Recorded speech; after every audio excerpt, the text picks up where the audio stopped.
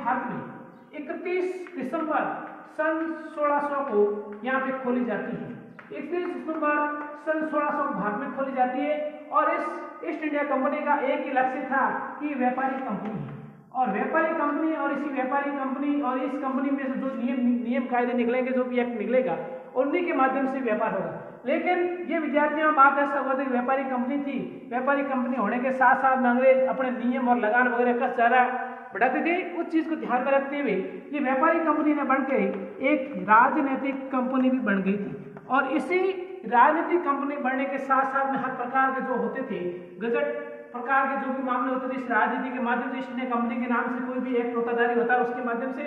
और वही एक ईस्ट इंडिया कंपनी में जो इंग्लैंड का प्रधानमंत्री था या फिर जो भी शासनाध्यक्ष था उसी शासनाध्यक्ष के माध्यम से इस मामले को आगे बढ़ाया जाता था। और इसमें जो एक्ट बन गया कि भारतीयों को इतना प्रतिशत अपने को कर देना है तो देना ही पड़ेगा, यदि कर नहीं देता उनको सजा का प्रावधान करो और सजा के प्रावधान से भी नहीं माने या फिर उससे पहले भी मान जाए और ऐसा भी कह दे हम कर नहीं देंगे तो कह दो धर्म परिवर्तन कर दो, हम आपके मामले को आगे धीरे धीरे बढ़ा देंगे। ये ईस्ट इंडिया कंपनी में आने वाले अंग्रेजों का एक टारगेट था। लेकिन उसके बाद में एक फ्रांस की रहने वाली जाति थी जिसका नाम था फ्रेंच,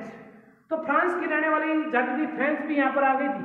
और डच और पुर्तगालियों में इतना ज्यादा महत्व नहीं रहा था जितना फ्रेंच और अंग्रेजों में रहा था, क्योंकि फ्रेंच भी पढ़े लिखे थे, ज्यादा होशियार भी थे और अंग्रेज भी ज्यादा होशियार थे।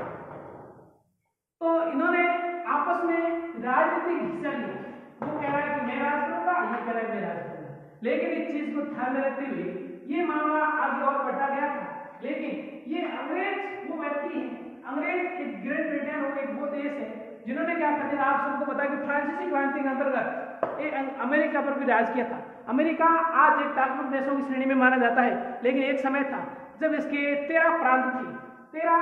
प्रांत कह दो या फिर राज्य कह दो, ये भी इस अंग्रेजों के अधीन थे और उसी अंग्रेजों के अधीन को फ्रांस के जो राजनेता था लुई 16 ने इसको ध्यान में रखते हुए, सुरक्षा को ध्यान में रखते हुए इस क्रांति को आगे अंजाम दिया था। तो ये अंग्रेज वो हैं जिन्होंने अमेरिका पर भी राज किया और अपने भारत पर भी राज किया था। लेकिन ये इनका टारगेट था, वो कह रहे थे कि राजा महाराजा का देश है, भारतीय लोग समझते नहीं और हम तो होशियार हैं और यहाँ पर वहाँ का राजा है, वो राजा हो सकता है कि किसी वंश से किसी धर्म से अपने को कोई मतलब नहीं है, लेकिन अपना वो काम करता है। उन्होंने आते ही राजा को कह दिया कि राजा साहब हम